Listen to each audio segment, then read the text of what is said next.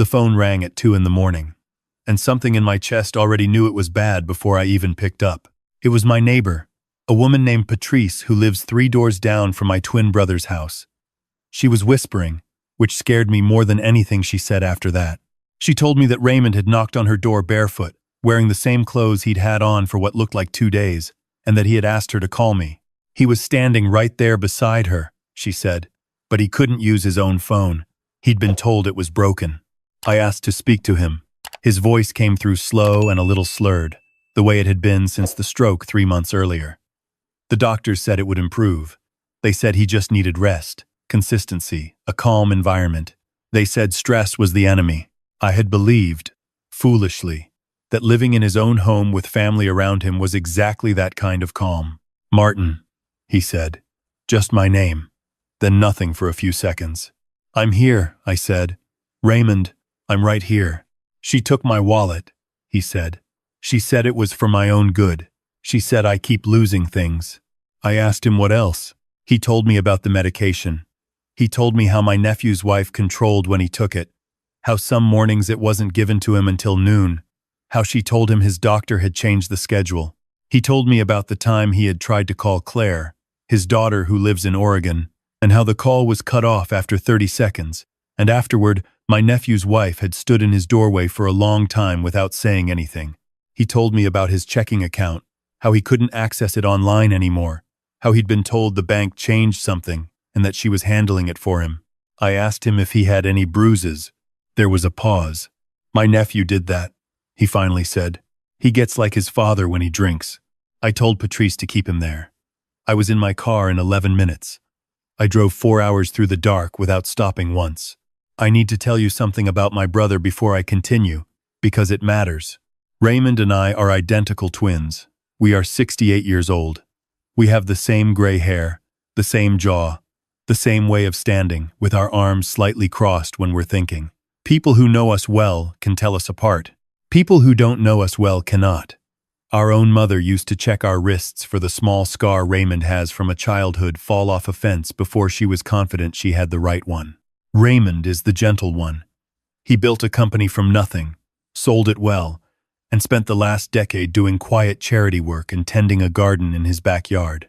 He is the kind of man who apologizes when he bumps into a chair. He is not equipped for what had been done to him. I am different. I spent 22 years in the army. I was not a gentle soldier. I was the kind they sent in when the situation had already gone past the point where gentleness was useful. I retired with a body that remembered every one of those years, and a mind that still runs scenarios the way other people run errands. I do not apologize to chairs. When I pulled into Patrice's driveway and walked inside and saw my brother sitting at her kitchen table, I had to work very hard to stay calm. He had a bruise along his left cheekbone that was 3 or 4 days old, yellowing at the edges. His wrists were thin in a way they hadn't been at Christmas. His eyes had that look I'd seen in people who had been told, over and over, in small, quiet ways, that their own judgment could not be trusted. It's a particular kind of tired that sleep doesn't fix. I sat across from him, and I kept my voice steady. He told me everything. It had started the day my nephew and his wife had moved in, supposedly to help after the stroke. At first it had seemed reasonable. Raymond couldn't drive. His speech was unsteady. He was frightened, and he was grateful that someone was there. But the help had a shape to it that he didn't recognize until it was already surrounding him. His debit card went first for safekeeping, she said. Then, his laptop had a problem that she offered to handle. Then his phone was upgraded to one she had set up, one where the contacts were limited, one where certain numbers simply did not connect. The power of attorney had been signed during the second week after the stroke, when Raymond was still on a cocktail of medications and had not yet fully understood what he was agreeing to. He told me my nephew watched all of this happen. He told me that sometimes my nephew looked ashamed, but shame had never stopped him from doing what his wife asked. I sat with all of that for a long moment. Then I told Raymond my idea. He looked at me the way he always had when I suggested something that alarmed him. But he was also desperate, and desperation had made him willing to consider things he never would have before. I explained it carefully. I told him what I would do and what I would need him to do. I told him it would take no more than 2 weeks. I told him that at the end of those 2 weeks, everything would be different. He touched the bruise on his cheekbone without seeming to realize he was doing it. "Okay," he said. The next morning, Raymond called Claire from Patrice's landline. Claire drove down from Portland in 8 hours. She took Raymond back with her, quietly, through a route that avoided the main road past his house. He was wearing my jacket when he left. He looked like me from a distance. That detail would matter later. I drove to Raymond's house at 11 that morning. My nephew's wife opened the door. She was a tall woman, early 40s, with the kind of organized appearance that takes real effort and serves as armor. She looked at me, and her expression went through 3 things, quickly: recognition, adjustment, performance of warmth. "Raymond," she said, "you're up early. I was just about to bring your breakfast." I said nothing. I walked past her into the house. I had been inside that house for holidays and birthdays and ordinary Sunday afternoons for over a decade. I knew where the guest towels were and how the guest bathroom faucet ran cold for 30 seconds before the hot came through. I knew Raymond's bedroom was at the end of the hall and that the window faced the garden he had planted himself, the one with the roses his late wife had chosen. What I did not know, until that morning, was that Raymond's bedroom door now had a latch on the outside. I stood looking at that latch for a moment. It was new. The wood around the screws was still clean. I went into the kitchen and sat down. My nephew's wife set a plate in front of me with the specific cheerfulness of a person who had learned to perform cheerfulness as a management tool. The medication was in a small cup beside the orange juice. I looked at it. "What changed about the schedule?" I said. She looked at me. "What do you mean?" "The doctor told me the medication was supposed to be taken at 7 in the morning," I said. "It's 11. A small tightening around her eyes. "We adjusted it. You were having trouble sleeping." I looked at her steadily. "I'd like to speak with the doctor directly to confirm that." "I can handle the doctor's appointments, Raymond. That's what I'm here for." "I'd like the number," I said. She brought me a number on a slip of paper, smiling the whole time. I pocketed it and ate the breakfast without the medication. She watched me take the pill cup, but she didn't watch closely enough. Over the next 3 days, I learned the shape of the trap. My nephew's wife had been running 4 credit cards in Raymond's name for 8 months, since before the stroke. The charges were not extravagant enough to be immediately obvious, but they were consistent and directional: home furnishings, 2 car payments, a membership to something that sent monthly boxes of luxury items to a separate address I didn't recognize. The power of attorney gave her authority over Raymond's accounts. She had already redirected the income from 2 of his investments.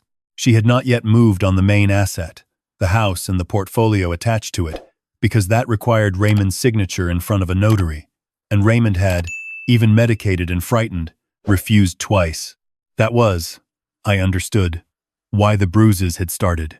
She was not simply caregiving poorly. She was executing a plan. It had a timeline, and she was behind schedule. My nephew, for his part, spent his days working from the guest room and his evenings drinking bourbon and watching sports. He was not the architect. He was the permission.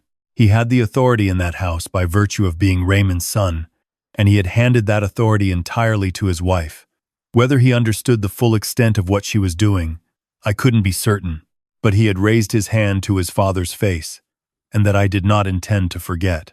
I spent those first 3 days being Raymond as closely as I could, speaking slowly, moving carefully, letting her manage things and watching where she went, what she checked on her phone when she thought I was resting, who she called from the back porch in the evenings. I had a device no larger than a pen that recorded audio with clarity. I wore it every day. On the 4th day, she hosted what she called her book club.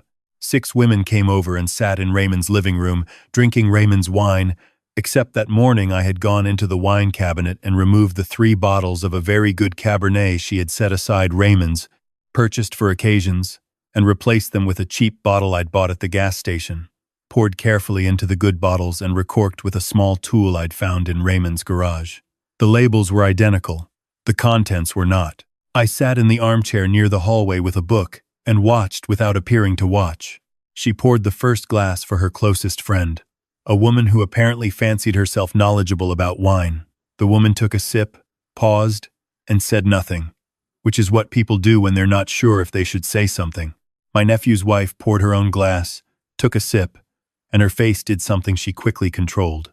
She talked faster after that, the way people do when they're hoping momentum will replace quality. By the second glass, no one was commenting on the wine, but no one was drinking much of it either. Her friend set her glass down with the specific finality of a decision made. I did not laugh, but it was close. The second thing happened on day 6. By then, I had found the separate address connected to the subscription boxes, an apartment, as it turned out, that she was renting quietly, paid for through one of Raymond's redirected accounts. I sat with that information for an afternoon before I decided what to do with it. My nephew came home that evening agitated. He'd had a difficult work call and he'd started on the bourbon early. He walked into the kitchen where I was sitting, and he leaned on the counter and looked at me with that combination of discomfort and irritation that had become his default expression around his father. "You need to sign the papers," he said. "Not hello, not anything else." "What papers?" I said. "The estate planning documents. Sandra has had them for 2 months." "Your father's estate planning documents," I said. Something moved across his face. "Our attorney needs them to finalize the trust structure." "Which attorney?" He named a firm I didn't recognize.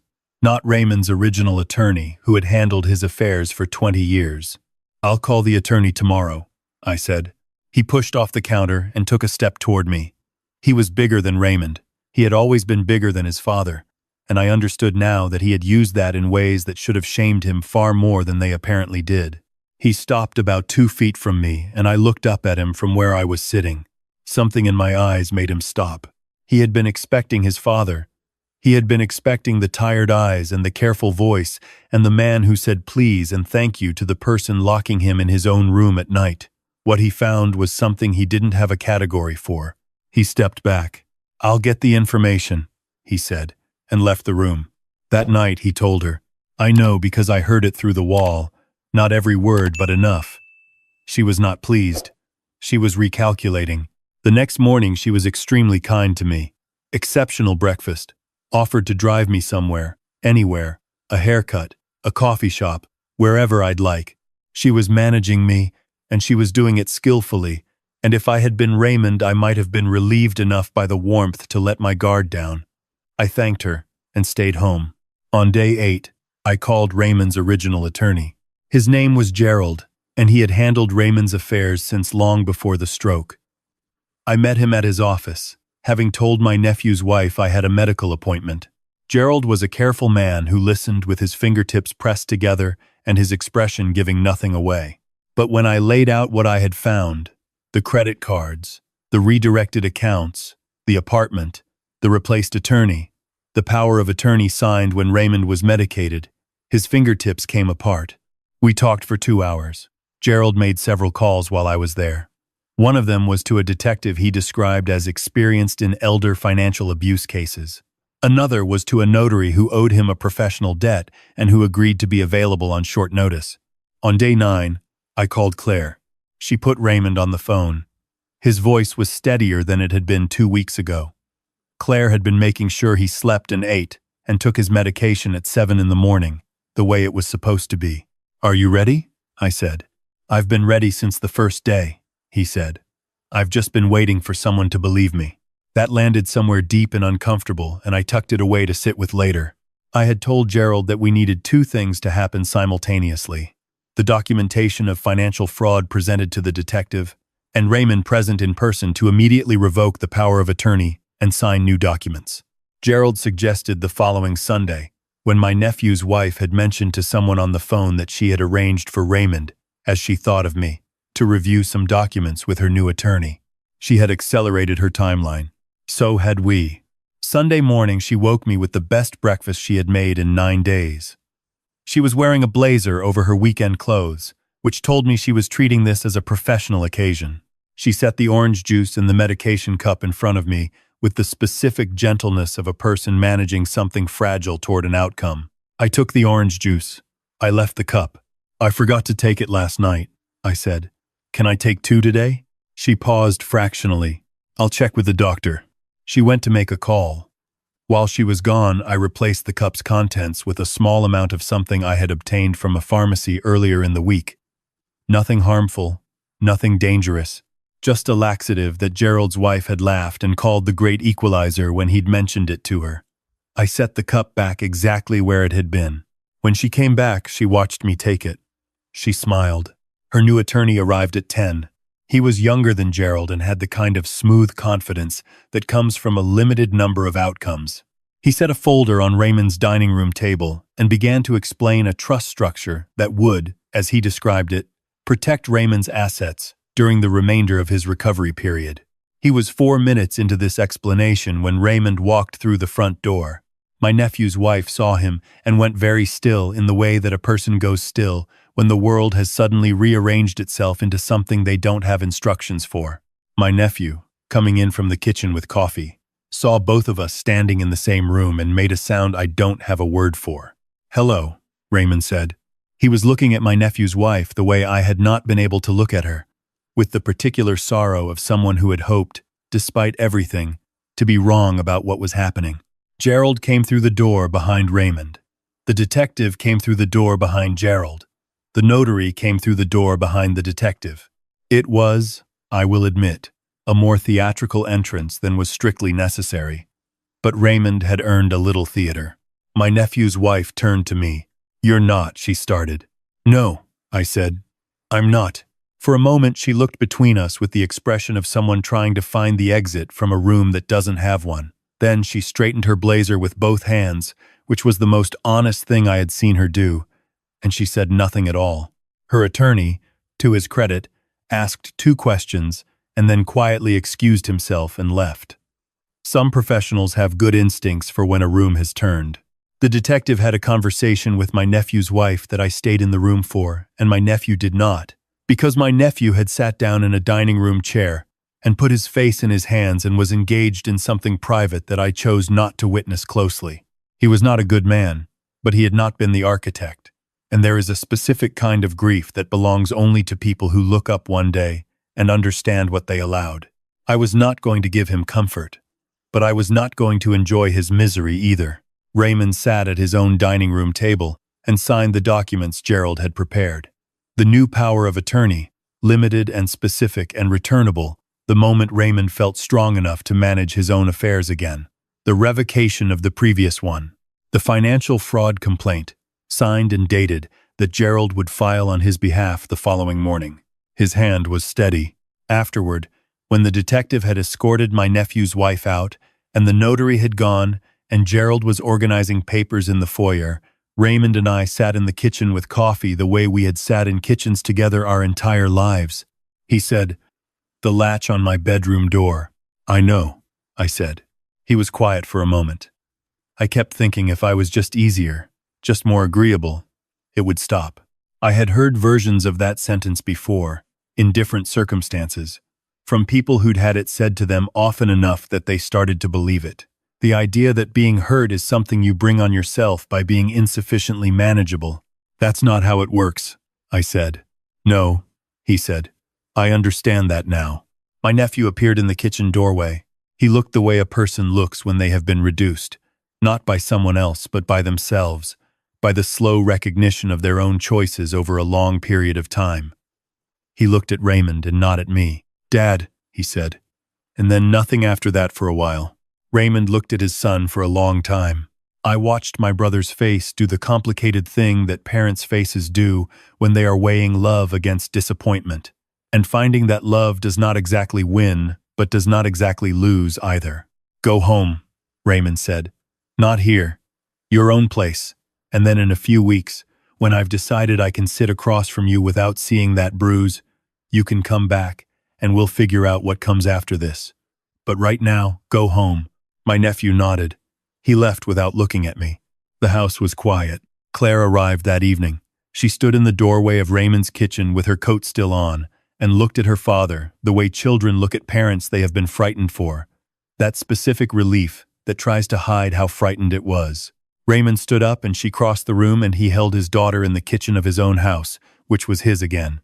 I stepped out to the garden. The roses his late wife had chosen were coming up early, 2 months ahead of schedule. There had been a warm February. I stood among them in the evening air, and I thought about what it means to watch someone you love go small. to see the careful way a person moves when they have learned that their own home is not safe. I thought about how many people were in that situation tonight, in houses I would never know about, unable to call anyone from their own phones. I was not a gentle man. I had never been a gentle man, but my brother was. And some situations require exactly the wrong kind of person. The financial fraud investigation moved quickly, as Gerald had told me these things tended to when the documentation was thorough. The apartment lease, the credit card accounts, the redirected investment income. It was not a complicated case once someone was looking at it directly. The complication had been that no one had been looking, or rather, that the person who should have been looking had been the one doing it. Raymond's speech continued to improve. By April, he was driving himself to the grocery store and calling me on Sunday mornings from his own phone, the one with all his contacts restored. He called Claire every other day. He did not call his son for 3 weeks, and then he did, and I was not present for that conversation and did not ask about it, because some things are between a father and a son in ways that have no room for anyone else. What I will tell you is this. There is a particular kind of person who believes that the aging, the slow, the softened by illness are available for a certain kind of taking, who mistake patience for passivity and kindness for weakness, and the desire not to cause conflict for an inability to cause consequences, who look at a man with slurred speech and tired eyes and see only what he can no longer do. They rarely account for who that man knows. They rarely account for what happens when the person standing in front of them is not who they believe it to be. Raymond told me once, years ago, that he had always been grateful I was the angry one in the family, even when it embarrassed him, even when I went too far. He said there had been moments in his life when he had needed something fierce on his side, and it had always been there. I don't know that I've ever been proud of the way I am. But in Raymond's kitchen that Sunday morning, watching him sign his name in his own house at his own table, I came close.